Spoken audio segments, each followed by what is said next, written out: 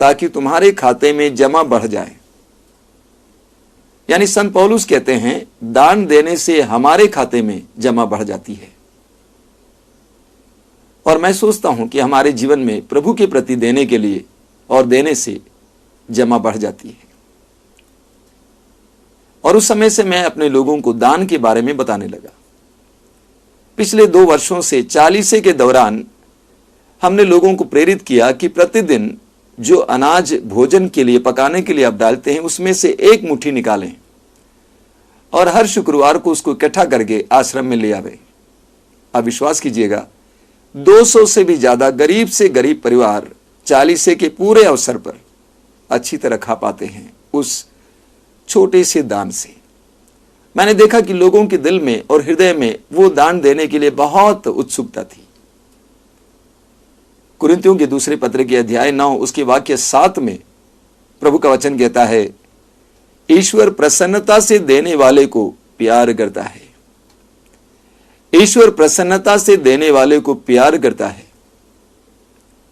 मत्ती के सुसमाचार के अध्याय 6 उसके वाक्य 33 में प्रभु यीशु कहते हैं, तुम सबसे पहले ईश्वर का राज्य और उसकी धार्मिकता की खोज में लगे रहो, बाकी चीजें तुम्हें यूं ही मिल जाएंगी। बहुत सुंदर वचन है और हम सबको इसका अनुपालन करना चाहिए। करीब 2 वर्ष पहले एक भाई केरल से मुझे फोन पर बुलाए और उन्होंने अपना परिचय सुनाया। उन्होंने कहा कि मेरा नाम है जेम्स और मैं गल्फ में काम करता था।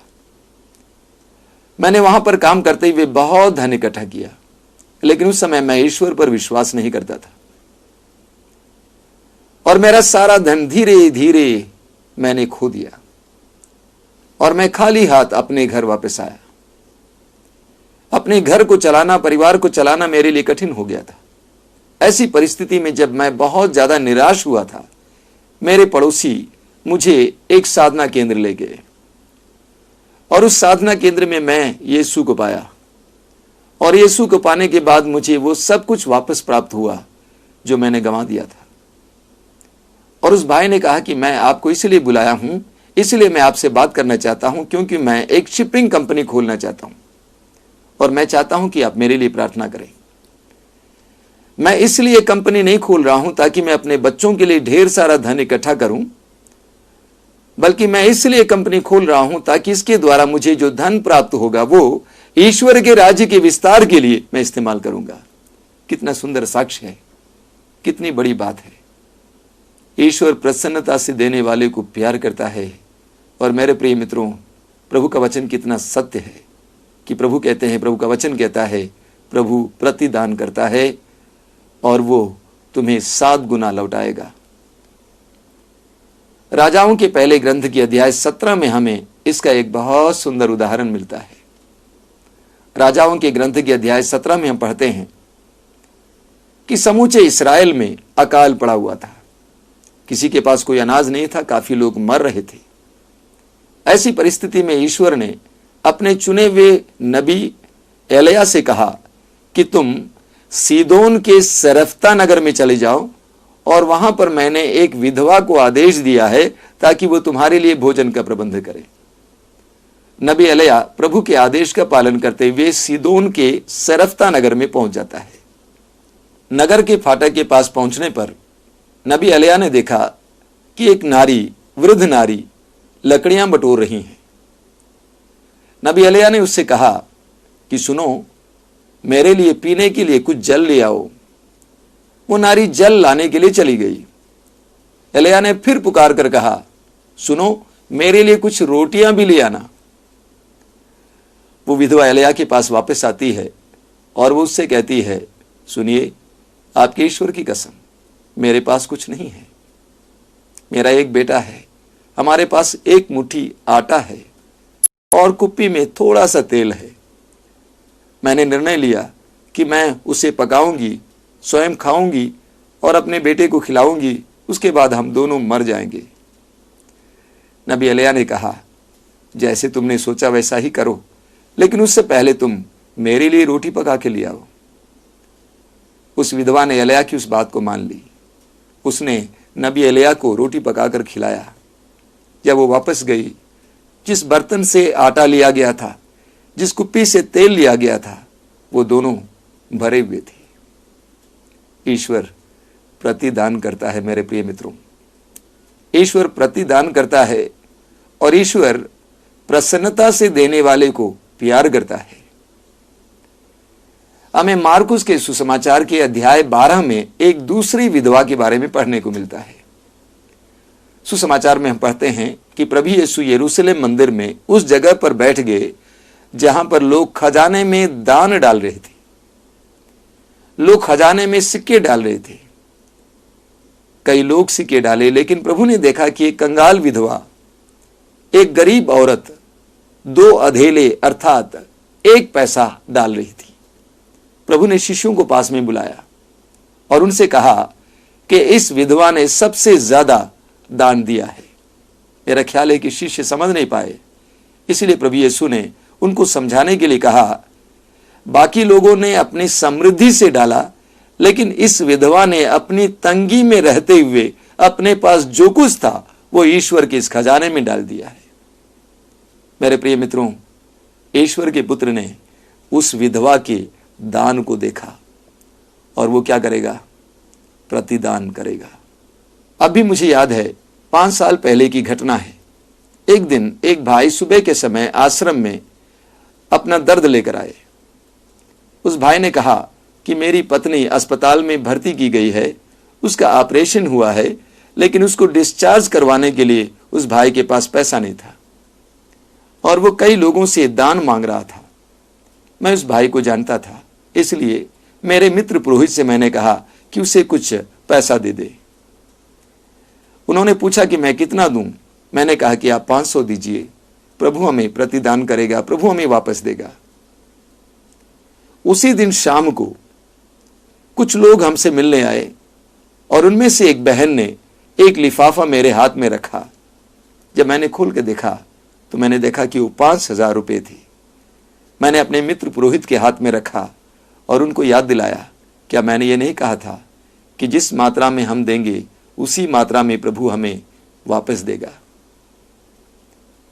कुरिन्थियों के दूसरे पत्र के अध्याय 9 उसके वाक्य 6 में संत पौलुस कहते हैं, इस बात का ध्यान रखें, जो कम बोता है वो कम लूटता है और जो अधिक बोता है वो अधिक लूटता है। एक महत्वपूर्ण वचन है, जो कम बोता है वो कम लूटता है और जो अधिक बोता है वो अधिक लूटता है। जब हम प्रभु के लिए और प्रभु की जनता के लिए दान देने में उत्सुक रहते हैं, प्रभु हमें भी वापस देता है। मेरे प्रिय मित्रों, आप अपने जीवन के उन घटनाओं को याद कीजिए जहां भी आपने दूसरों को दान दिया है, प्रभु के लिए दान दिया है, तो आपको इस बात का ख्याल होगा कि उन क्षणों में प्रभु ने आपको आशीर्वाद दिया है। जो कम बोता है कम लूटता है, जो अधिक बोता है वो अधिक लूटता है। मेरे प्रिय मित्रों, हमारे जीवन की हर एक पहलू पर ईश्वर का अधिकार है, ईश्वर का हक है और हमारा यह कर्तव्य है कि हम ईश्वर को हर पहलू से दशमांश दें। हमें ईश्वर ने धन दिया है, उसमें से ईश्वर को दे। हमें ईश्वर ने समय दिया है, उसमें से ईश्वर को दे। हमें ईश्वर ने प्रतिभाएं दी हैं, उसमें से ईश्वर को दे। आइए प्रार्थना करें। मैं आपसे अनुरोध करूंगा, इस समय अपनी आंखें बंद रखें और आंखें बंद करके अपने जीवन में ईश्वर के द्वारा दिए गए हर एक वरदान को ईश्वर के हाथों में सौंप दें, समर्पित कर दें। आपके शरीर के लिए ईश्वर को धन्यवाद दीजिए, इंद्रियों के लिए धन्यवाद दीजिए, जीवन के वरदान के लिए धन्यवाद दीजिए, आपके घर के लिए धन्यवाद दीजिए, परिवार के लिए धन्यवाद दीजिए, धन संपत्ति के लिए धन्यवाद दीजिए, प्रतिभाओं के लिए, गुणों के लिए धन्यवाद दीजिए, धंधे के लिए धन्यवाद दीजिए, नौकरी के लिए धन्यवाद दीजिए। एक एक बात को इस समय प्रभु के हाथ में समर्पित कीजिए। प्रभु से कहिए कि हे प्रभु, ये सारे दान तेरे हैं, ये सारी चीजें तुझसे आती हैं। मैं आज स्वीकार करता हूं, इन सारी चीजों पर तेरा हक है। मैं तेरे हक को छीनना नहीं चाहता हूं, मैं तेरे हक को वापस देना चाहता हूं। मुझे प्रार्थना करना सिखाइए। दिए गए उस समय से, मुझे प्राप्त समय से तुझे समर्पित करने के लिए मुझे मौका दीजिए, मुझे कृपा दीजिए। समर्पित कीजिए, सब कुछ प्रभु के हाथ में समर्पित कीजिए। मैं आपके लिए समय प्रार्थना करना चाहता हूँ।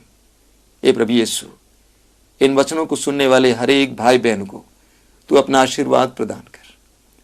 उनके धंधे पर आशीर्वाद प्रदान कर, उनके घर परिवार पर आशीर्वाद प्रदान कर, उनके समय पर आशीर्वाद प्रदान कर, उनके धन पर आशीर्वाद प्रदान कर, उनकी नौकरी पर आशीर्वाद प्रदान कर, उनकी खूबियों पर आशीर्वाद प्रदान कर, उनकी प्रतिभाओं पर आशीर्वाद प्रदान कर।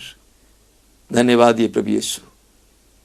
हमारे इस भेंट को ग्रहण कर, हमारे इस चढ़ावे को ग्रहण कर। इन वचनों को सुनने वाले हर एक परिवार को, हर एक भाई बहन को आज के दिन इस समय अनुग्रह प्रदान कर। आइए हम एक छोटा सा गीत गाएं, अपने जीवन को प्रभु के हाथों में समर्पित करते हुए। मेरा जीवन तेरा दान, तुझे अर्पित भगवन। मेरा जीवन तेरा दान, तुझे अर्पित भगवन। अपना ले मेरा तन, मेरा मन भगवन। मेरा जीवन तेरा दान, तुझे अर्पित भगवन।